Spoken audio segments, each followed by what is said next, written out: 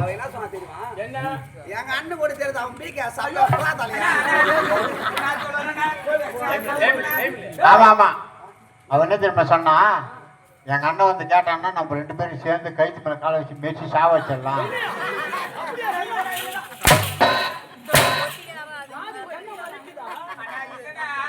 கஷ்டப்பட்டு வளர்த்த நீ உன்ன அவள் மீது கூட தவறு இருக்காது.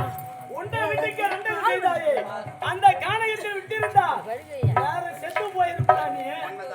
அதாவது நான் இல்லைன்னா செத்துருன்னு சொன்னா, நான் இல்லைன்னா செத்துருன்னு சொன்னா தங்கச்சி இருந்து என்ன பயன்? என்னால ஒரு உயிர் போகணும்னு சொன்னா அவனுக்கு காதலிச்சேன். ஏண்டி எங்க அண்ணன் பெரிய சொன்னா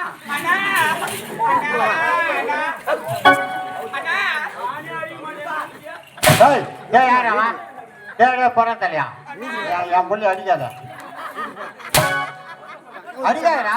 ஐயோ கால் மேலாம் அடிக்கிறானா, தலையா பாரு எப்படிக்குதா. நம்ம மிஷின் நடுவு நடுது அங்க ஒண்ணு ஒண்ணு அது மறிக்கிற மாதிரி.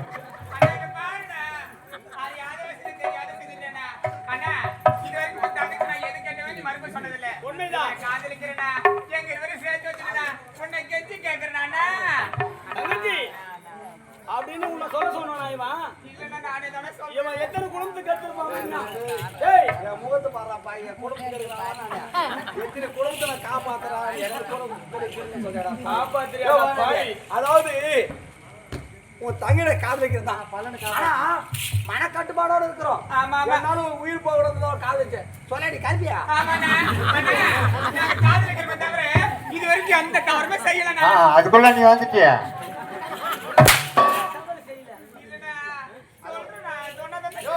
ஒரு நாட்டு இளவரசர் ஆசை வார்த்தை சொல்லி காதலிச்சு அவன் ஏமாத்துறதும். ஆமா நான் ஒன்னு நினைச்சியா, என்ன ஏமாத்துற பரம்பரை கிடையாது, அது மாதிரி ஆள் நான் கிடையாது. என்னையா இருந்தாலும் தனித்தா என் மனைவி சத்தியமா சொல்றேன். அப்படியே தங்கை திருமணம் செய்து கொண்டு உன் நாட்டிற்கு அழைத்து கண்டால் நாட்டு மக்கள் ஏற்றுக்கொள்வார்களா? பட்டிமன்ற மாதிரி பேசுகிறாங்க.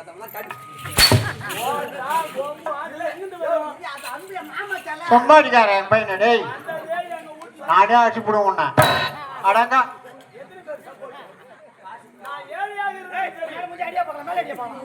டேய் யாரும் கேட்க மாட்டாங்க, நான் மட்டும் தான் கேட்பேன். நாங்களும் வயிற்று பிடிப்புக்காக பொம்மைகளை செய்து வீதி வீதியாக விற்பனை செய்தாலும் பாடக்கூடியவர்கள் நாங்கள். இனிமே அந்த வேலை கிடையாது. இனிமே என் நாட்டுல ஒரு நல்ல ஒரு வேலை போட்டு கொடுத்துறேன். என்ன வேலை? அதாவது வந்து இவருக்கே நாட்டுல வேலை இல்லையா, இதுல இவருக்கு எங்க அண்ணனுக்கு வேலை போட்டு கொடுக்குறாங்க. அதாவது உங்க இருவரை பார்க்கும்போது அண்ணன் தங்க பாசனா இப்ப எனக்கு வந்துச்சியா? ஏன்னா எனக்கு ஒரு தண்ணி இருக்காயா, உங்களை பார்க்கும்போது தங்கச்சி நான் வந்துச்சியா பேரு. நான் இந்த உயிரோடு காரணமே தங்கை பெருமாவை தான். அப்படி தங்கை பெருமாவை பார்க்க எனக்கு ஆசை இருக்குது. அது வேலை என் நாடு போயிட்டு என் தங்கச்சி பார்த்து வரலாமா? என் மீது கோபம் கிடையாது உனக்கு? இல்ல இல்ல இல்ல, ஒரு தங்கையை காதலித்தாலும் ஒரு அண்ணனுக்கு தெரிந்து விட்டால் வரக்கூடிய கோபம் தான் வந்து விட்டது. அப்படி என்றால் உன் நாட்டிற்கு சென்று உன் ஒரே ஒரு தங்கையை சந்திக்கலாம். அண்ணா போவாதண்ணா, அவர் அடிச்சு வரதுக்காங்க, நீ போனவன சாவத்துல போடனா. அண்ணன் மலையில பாத்துட்டு போதும் எண்ணி ஒரு நினைச்சு பாரு. அதனால போவாதீங்க சொல்றேன். கடிச்சு சொல்லி இருக்கிறோம். நான் இருறா கோவப்படாதடா. 2 பேருமே சேர்த்து நான் வச்சிக்கிறேன்.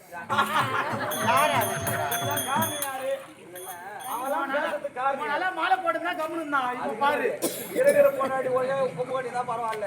2